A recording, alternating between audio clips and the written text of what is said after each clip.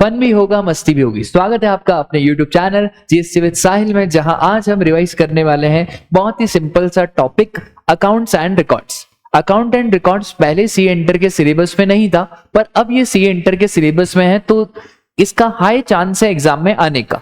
अगर आपने ये रिवीजन लेक्चर देख लिया तो इसके बाद शायद आपको पढ़ने की भी जरूरत नहीं पड़ेगी, क्योंकि मैं ये वाला टॉपिक स्पेसिफिकली मॉड्यूल से कवर करा रहा हूं, क्योंकि इसका थ्योरी क्वेश्चन एग्जाम में आता ही आता है। तो आपसे भी ये रिकमेंडेशन रहेगा, accounts and records and introduction वाला टॉपिक आप मॉड्यूल से कवर करें अगर आपको जीएसटी में 45 प्लस नंबर लाने हैं।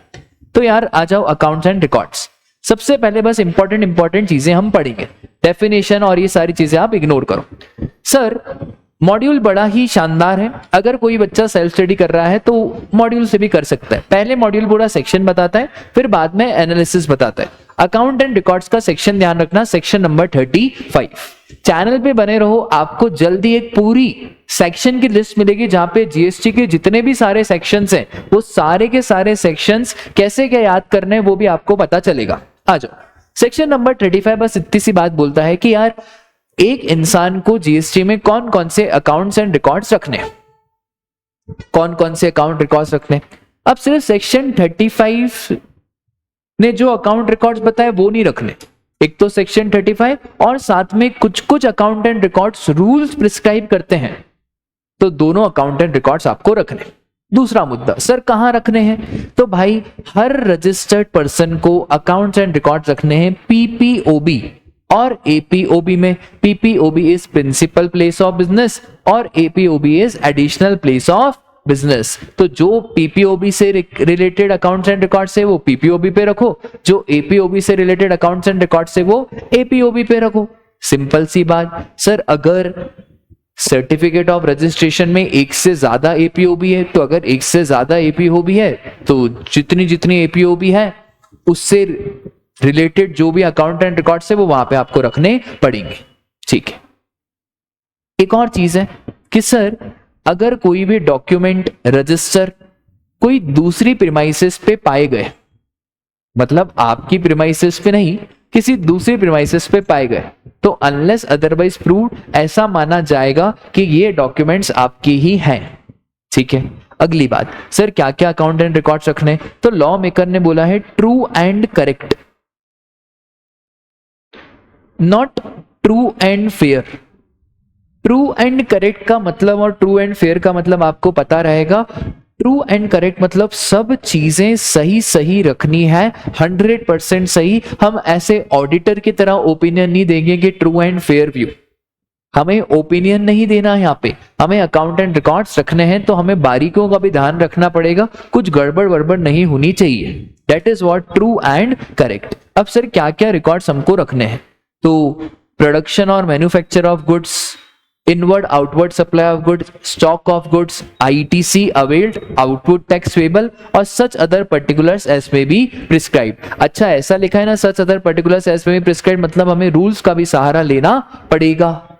सर इसको याद रखना है क्या, देखो आप इसको याद मत रखो, आप बस अपनी दुकान अपनी एंटिटी को ऐसा सपोज करो कि हम कुछ मैन्युफैक्चर करते हैं, तो मैन्युफैक्चर करते हैं तो कुछ ना कुछ हमें इनवर्ड सप्लाई चाहिए होगी, तो इनवर्ड और आउटवर्ड सप्लाई। मैन्युफैक्चर करते हैं तो शॉप पे फैक्ट्री पे कुछ स्टॉक पड़ा होगा। आईटीसी आउटपुट टैक्स याद करना ही नहीं, हर जीएसटी में आउटपुट टैक्स पेबल आईटीसी तो आएगा, और सच अदर पर्टिकुलर्स ये याद हो गया क्योंकि इस चैप्टर में याद करने जैसे ही है। सर एडिशनल रिकॉर्ड्स, तो कमिश्नर साहब चाहें तो एडिशनल रिकॉर्ड्स और भी मेंटेन करने को बोल सकते हैं और किसी किसी को एग्जेम्प्ट भी कर सकते हैं। अब एडिशनल रिकॉर्ड्स में क्या क्या रखना है, सर रूल्स, तो सेक्शन 35 के साथ साथ रूल्स बोलते हैं कुछ एडिशनल रिकॉर्ड रखने का।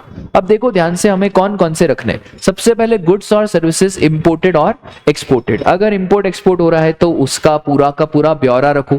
फिर उसके बाद अगर कोई भी सप्लाईज है जिसपे रिवर्स चार्ज मैकेनिज्म में टैक्स पे करना है, तो आरसीएम के सारे रिकॉर्ड्स रखो, bill of supply, delivery challan, credit note, debit note. Sir advance है तो separate account of advance received, advance paid and adjustment. Sir उसके बाद सर कौन से सप्लायर से आपको गुड्स मिला है, कौन से जीएसटी रेट का आपको गुड्स मिला है, उसका नाम और उसका एड्रेस। उसके बाद आपने किस को सेल करा है, उसका नाम और उसका एड्रेस। सर आपने गुड्स कहाँ पे रखे हैं, उस प्रीमाइसिस का पूरा एड्रेस। जैसे अगर कोई वेयर हाउस में रखे हैं, कोई गोडाउन में रखे हैं, तो जहां रखे हैं उसका भी आपको एड्रेस देना पड़ेगा, ठीक है। उसके बाद सर जो कंपोजिशन वाला है, कंपोजिशन वालों को ये 2 गुड्स रखने की जरूरत नहीं है। सर कौन से 2 गुड्स रखने की जरूरत नहीं है, तो कंपोजिशन वाले को एक तो स्टॉक ऑफ गुड्स नहीं रखना और एक दूसरा डिटेल्स ऑफ टैक्स नहीं रखना। कंपोजिशन को छोड़ के कोई दूसरा है तो उसको तो सारे गुड्स रखने पड़ेंगे। तो कंपोजिशन वाले को स्टॉक की डिटेल नहीं रखनी, इनपुट क्या है, रिसीट क्या है, स्टोलन क्या है, डिस्ट्रॉय क्या हुआ, ये सब रखने की जरूरत नहीं है। और कंपोजिशन वाले को टैक्स वाली डिटेल भी रखने की जरूरत नहीं है। डन। सर इसको याद कैसे करेंगे राजा, देखो इसको है ना, एक तो मैंने आपको ये याद करवा लिया कि आप एज्यूम करो आप मैन्युफैक्चर हो। अब इसको कैसे याद रखेंगे, एक है हमारा इंपोर्ट एक्सपोर्ट,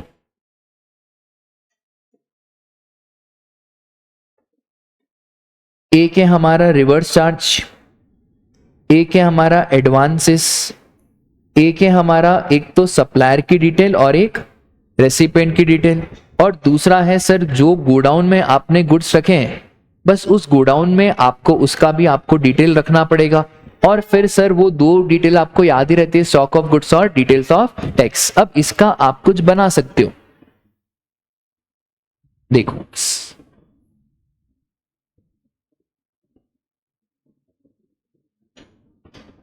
वो है ना सारे गम प, बस वैसा बना दो, सा रे ग। सर उससे याद हो गया क्या, हाँ याद हो गया।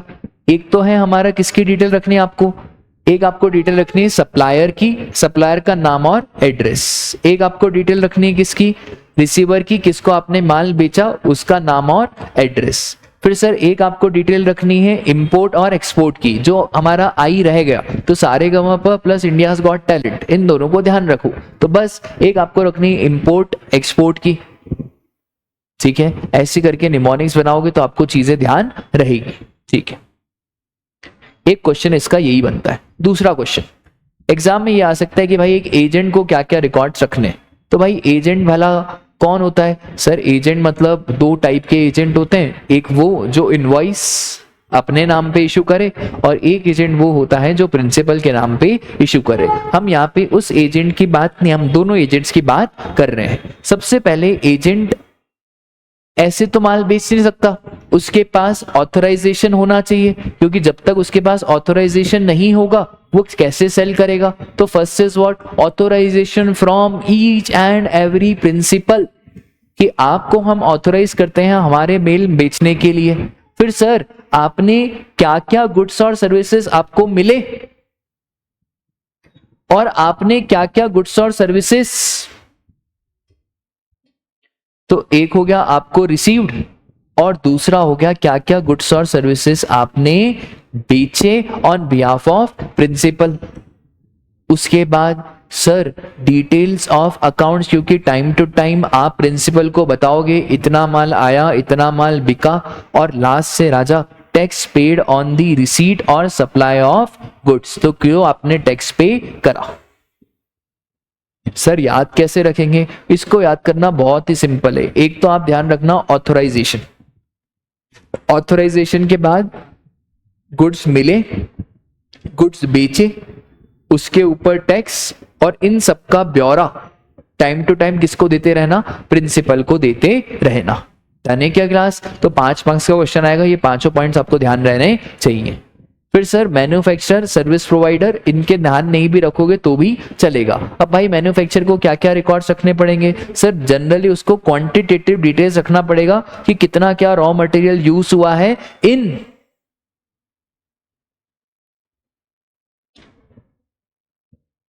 Relation to the production of goods, तो कितना क्या रॉ मटेरियल यूज हुआ है, ये सारी डिटेल मैन्युफैक्चरर को रखनी पड़ेगी।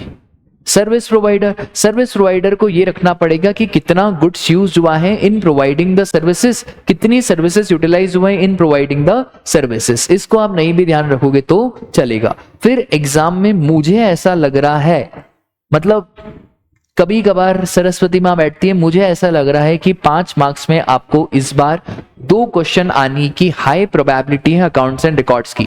एक तो retention of accounts and records, और एक वर्क कॉन्ट्रैक्ट वाले को क्या क्या अकाउंट्स एंड रिकॉर्ड्स रखने पड़ेंगे। तो इसको बिल्कुल दिल से पढ़ना, दिल से याद करना। सर, वर्क कॉन्ट्रैक्ट का मतलब होता है एक ठेकेदार जो दूसरे लोगों का ठेका लेता है, दूसरे लोगों का काम एग्जीक्यूट करता है, तो उसे क्या क्या अकाउंट्स एंड रिकॉर्ड्स रखने पड़ेंगे। अब आप ही बताओ, सपोज करो मैं एक ठेकेदार हूं और मेरे पास बहुत सारे लोगों के अलग अलग काम है। कोई बोल रहा है पुल बना दो, कोई बोल रहा है घर बना दो, कोई बोल रहा है कमर्शियल बिल्डिंग बना दो, ऐसे मेरे पास बहुत सारे काम है। तो सबसे पहले सर मुझे सबका नाम और सबका एड्रेस, नाम एड्रेस के बाद सर मुझे कितना कितना वैल्यू का, क्वांटिटी का गुड्स मिला है for execution of work contract. या तो मैं खुद खरीदूंगा, या तो जनरली मैं ऐसा उन्हें बोलूंगा कि भाई मुझे लाके दो। तो मुझे नोट डाउन तो करना पड़ेगा ना, क्योंकि हो सकता है किसी ए का माल है वो मैंने बी में यूज कर दिया, बी का मैंने सी में यूज कर दिया। एक और चीज सर, कितना मिला है और उसमें से आपने कितना यूटिलाइज किया है। सर उसके बाद पेमेंट की बात होगी, क्योंकि माल मिला, यूटिलाइज करा, फिर सर आपको वर्क कॉन्ट्रैक्ट का पेमेंट मिलेगा। और लास्ट से sir from whom he receive goods और सर्विसेज। इसका मतलब है अगर आपने खुद सप्लायर से लिया तो कौन कौन से सप्लायर से लिया। 5 पॉइंट सर कैसे याद रखेंगे, बहुत सिंपल। सबसे पहला, किसके बिहाफ पे हम वर्क कॉन्ट्रैक्ट कर रहे हैं, ठीक। दूसरा सर, या तो हम खुद खरीदेंगे, अगर हम खुद खरीदेंगे तो हमें डिटेल रखनी पड़ेगी उस सप्लायर की जहां से हम खरीद के आए हैं, ठीक।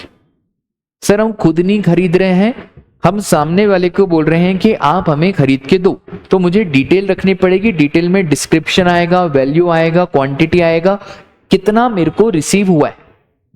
उसके बाद सर रिसीव होने के बाद आप इसको यूटिलाइज करोगे। और 5वां पॉइंट है कि सर ऐसे फ्री में काम थोड़ी करेंगे कि आपको कितना कितना पेमेंट मिला है।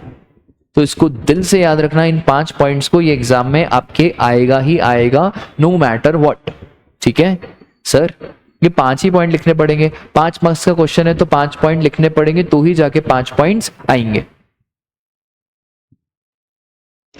तो ही आपको 5 मार्क्स रिसीव हो। उसके बाद custodian, clearing and forwarding agent. भाई ये बहुत ही सिंपल है कि जो एजेंट होते हैं, C&F एजेंट होते हैं, वो क्या क्या रिकॉर्ड्स रखेंगे। तो भाई जो C&F एजेंट है वो रखेगा कि कितने गुड्स इसने हैंडल करे हैं on behalf of such registered person, और टाइम टू टाइम जब डिटेल फर्निश करनी पड़ेगी तो डिटेल फर्निश कर देगा। इसको दिल से मत लेना, काम का ही नहीं है।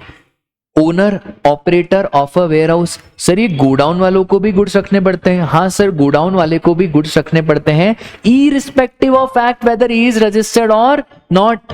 इसका मतलब है अगर गोडाउन वाला अनरजिस्टर्ड है, वेयर हाउस वाला अनरजिस्टर्ड है, ट्रांसपोर्टर अनरजिस्टर्ड है, फिर भी उन्हें गुड्स की डिटेल रखनी पड़ेगी, अकाउंट एंड रिकॉर्ड्स रखने पड़ेंगे। सर तो फिर कुछ नंबर रहता है क्या, इनको एनरोलमेंट नंबर लेना पड़ेगा।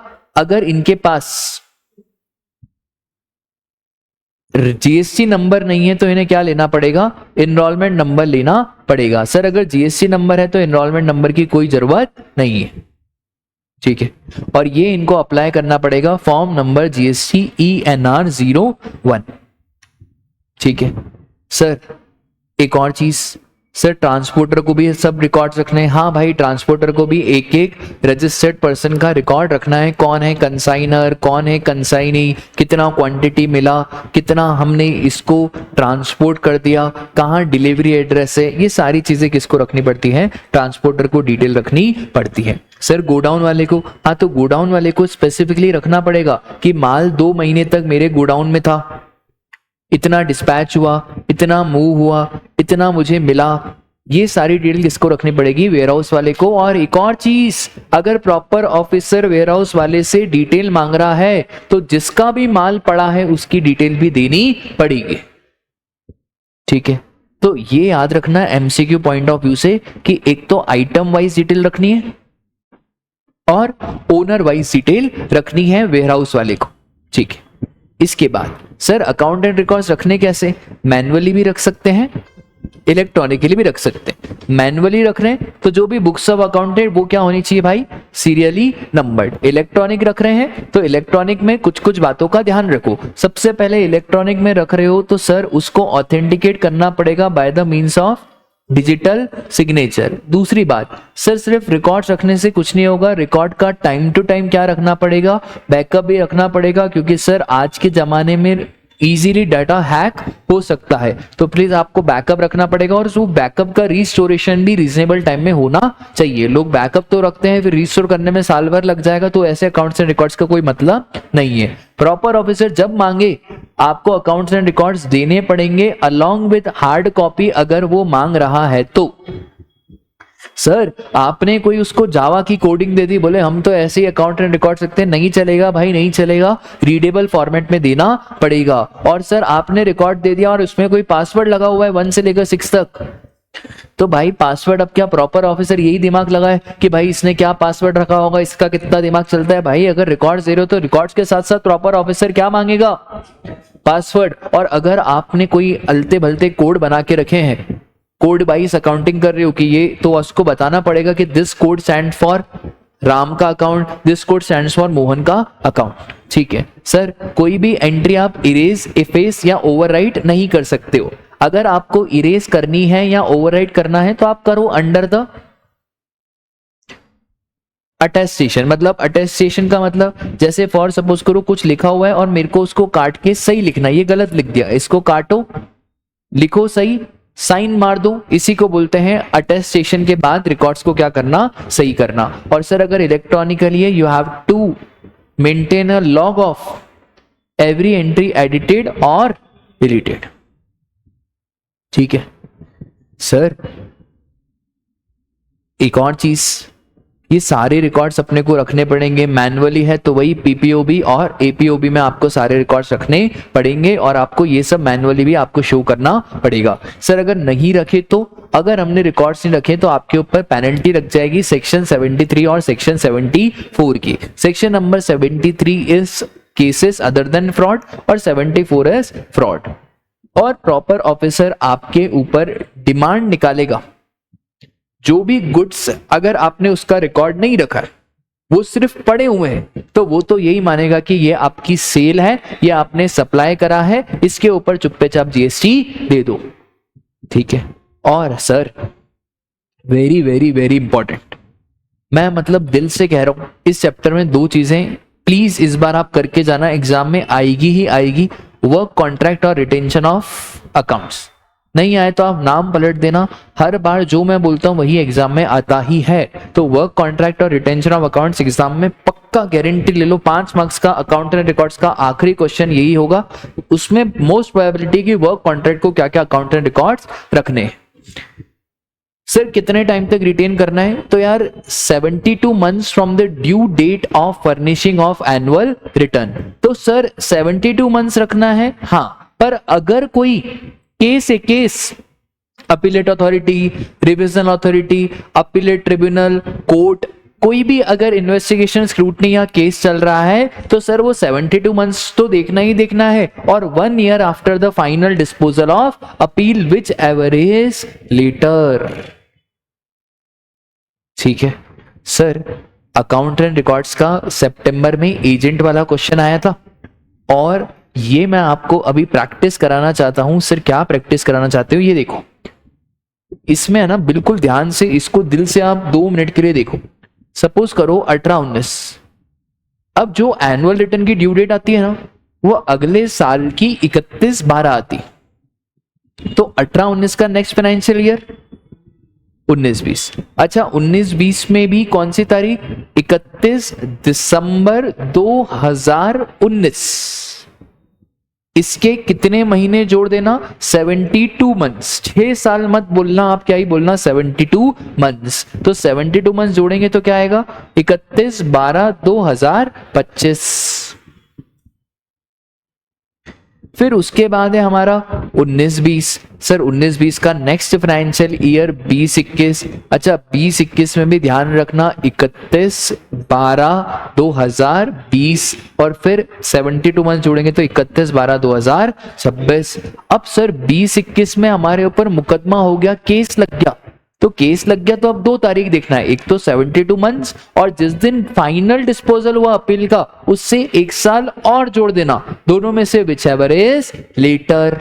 तो यहाँ पे तो सर 20-21 है, अगला साल आया 21-22। 21-22 में 31 दिसंबर 21, 72 मंथ जोड़े 31/12/27, इसके भी 1 साल बाद गिन लिया तो 30/9/24, दोनों में से whichever is later that is 31/12/27। अब आप ये लास्ट केस देखो 22-23। सर 22-23 में पहले तो अगला आया 23-24 तो 31/12/2023। अब उसमें 72 मंथ जोड़े तो जैसे ही 72 मंथ जोड़े तो कितना हुआ 31/12/2029। पर सर फाइनल कोर्ट का केस चल रहा है, कोर्ट का केस चल रहा है तो उसका फाइनल डिसीजन कब आया 30/9/31। इसमें आप जोड़ दो चुप्पे चाप कितना 1 साल तो 30/9/2032, दोनों में से विच एवर इज लेटर, और विच एवर इज लेटर में क्या आ जाएगा 30/9/2032।